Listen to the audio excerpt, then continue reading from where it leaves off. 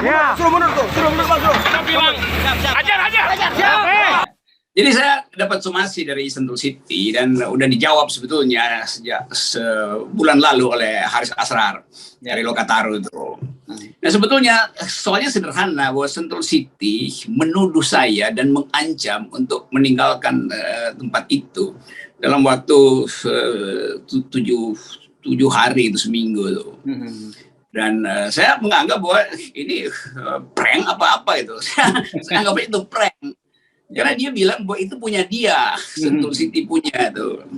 Lalu saya pikir ini orang gila apa? Jadi saya tinggal di situ dari 2009, tiba-tiba dia datang dan dia sebut saya menyerobot itu kan. Padahal saya bikin pagar itu, saya bikin pagar untuk menandakan bahwa itu hak saya. Kan itu namanya dalam hukum, saya menguasai secara fisik tanah itu.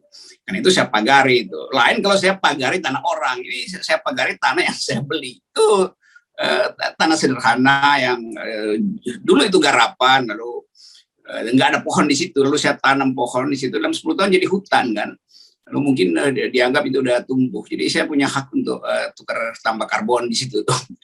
Tapi lebih dari itu yang mengherankan adalah bahkan surat somasinya disisipin di pagar rumah saya kan dia bisa datang itu ngobrol ini bisa apa, jadi sebetulnya kalau soal hukum itu ada di Haris Asrar. Jadi itu legal saya beli dan suratnya tanda terima kwitansi bukti bahwa itu nggak ada sengketa sejak 15 tahun lalu dan orang yang punya itu dari tahun 60 di situ. Tiba-tiba ada intruder namanya Sentul City. Kan itu kurang ajar kan. Tapi saya anggap kurang ajaran itu sebagai pelajaran aja buat kita bahwa banyak kasus seperti saya itu di mana perusahaan besar klaim padahal dia nggak pernah menempati lahan itu tuh.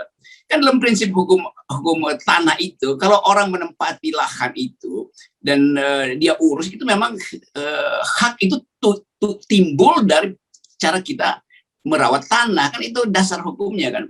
Jadi kalau dia klaim tiba-tiba dia punya hak yang lebih tinggi, saya anggap itu dia main sama BPN itu menipu kita tuh kan. Jadi soal itu sebetulnya. Jadi sekali lagi itu memang rumah tempat kita diskusi, aktivis mahasiswa ke situ, BEM ke situ, aktivis lingkungan, pecinta alam, aktivis HAM segala macam, bahkan pejabat-pejabat politik tinggi ke situ. Ya itu rumah belajar sebetulnya kan. Itu saya taruh buku di situ, buku segala macam pengetahuan soal teknik, matematik, sosial, filosofi.